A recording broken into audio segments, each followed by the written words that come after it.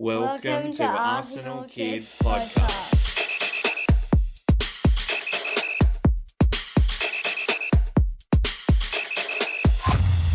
Hello and welcome to Arsenal Kids Podcast. My name is Ben. Madi is back from camp. Quick shout out to LYQ for hosting her over the past week, but it is great to have her back and join me again this time. Hello listeners and welcome to episode number 82. It is great to have you join us. And Madi, what are we going to be talking about on Arsenal Kids Podcast this time? In part 1 we are saying hello to Emily Fox, who joins the women's team on a permanent transfer. Yes, our first official transformer of the season.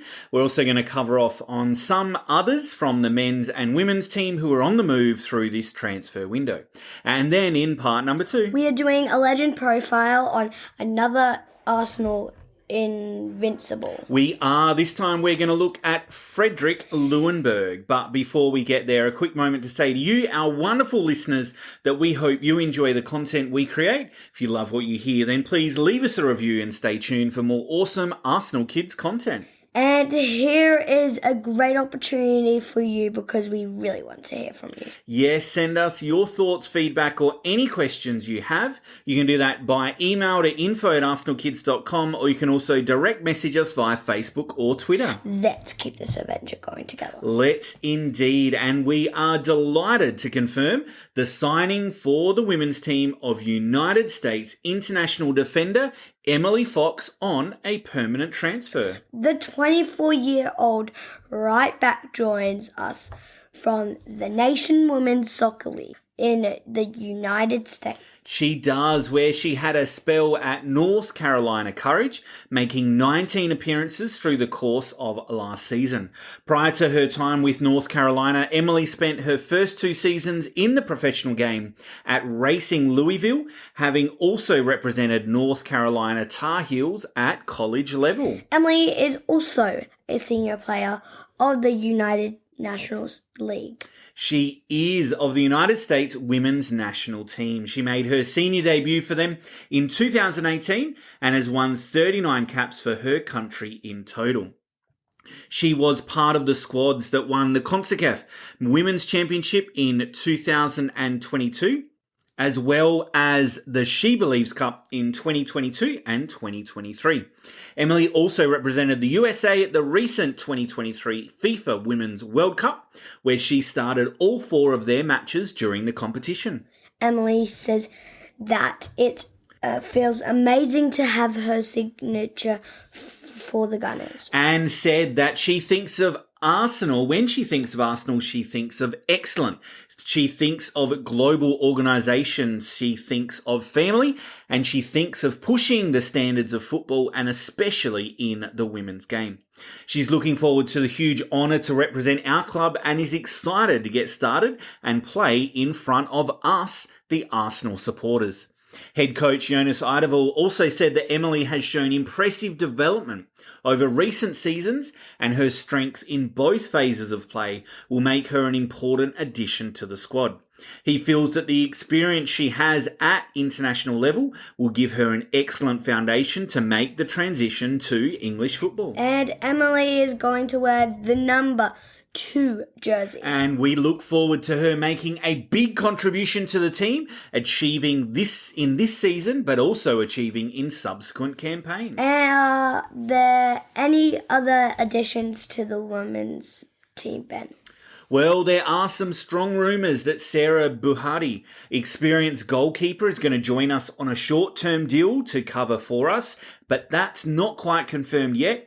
And we're also certain, following Jonas Eidevall's confirmation, that Katrin Kuhl is going to be headed out on loan. She is going to be going to the Evident for the rest of the season. Yes, to Everton. She's only played 6 minutes in the Women's Super League so far this season. So as a young player, I think this makes quite a lot of sense for her and it will be good for her development. It's also going to reunite her with the coach that actually gave her debut as a 16-year-old back in Denmark. And what about the men's team, Ben? Anyone coming or going? Nothing big has been confirmed yet by the club, but no doubt there are conversations that are taking place. In particular, there continues to be rumours about a deal for Onana from Everton and more recently Boya Mayora. But confirmed for the club is that Marquinhos, who had been on loan with FC Nantes in the French Ligue 1, is returning back to Arsenal. The loan spell hasn't quite gone according to plan for both the player or the club, and so he'll probably be reassessed and then sent, I think, on to a different club where he can continue his development. Okay, let's leave the transfer news there in part 1, and we'll be right back for part 2 after this. Okay, welcome back, and here in part 2 we are profiling the Arsenal Invincible legend Karl Fredrick Ljungberg, known to just about everyone outside of Sweden as Freddie, and he was born on the 16th of April 1977. The 16th of April, that is my birthday. It is. It must have been a good day indeed. And Freddie was born in Vittsö, Sweden, after which his family moved to Halmstad.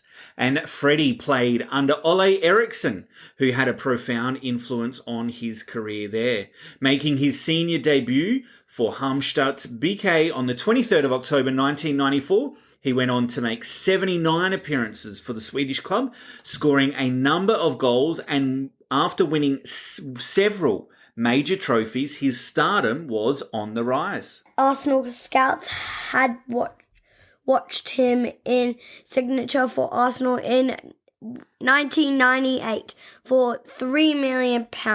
Arsene Wenger, manager at the time, had never actually seen Ljungberg play live, but apparently he was very impressed with the way he played for the Sweden national team when they defeated England, a game he watched on television.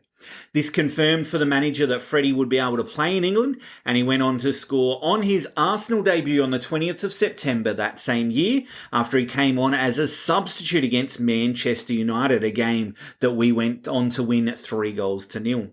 Freddie went on to make 21 appearances across all competitions in his first season, and then 43 in his second. In the 2001 FA Cup final, Freddie scored 2 put Arsenal 1 goal up. He did, but unfortunately they went on to lose to 2 late Liverpool goals. Some of his best form for Arsenal came in the following season, when he helped Arsenal win the second Premier League and FA Cup double. Most memorable for me personally was actually watching Freddie score the second goal of the 2-goal to win FA Cup final over Chelsea. In the Invincible season, Freddie made 30 league appearances. He did, scoring the winning goal against rivals Tottenham at home.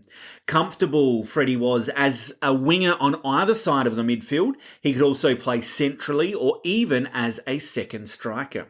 He had to fight, though, with constant injury problems, which ultimately led to him being subbed off in what proved to be his last game for the club on the 21st of April 2007.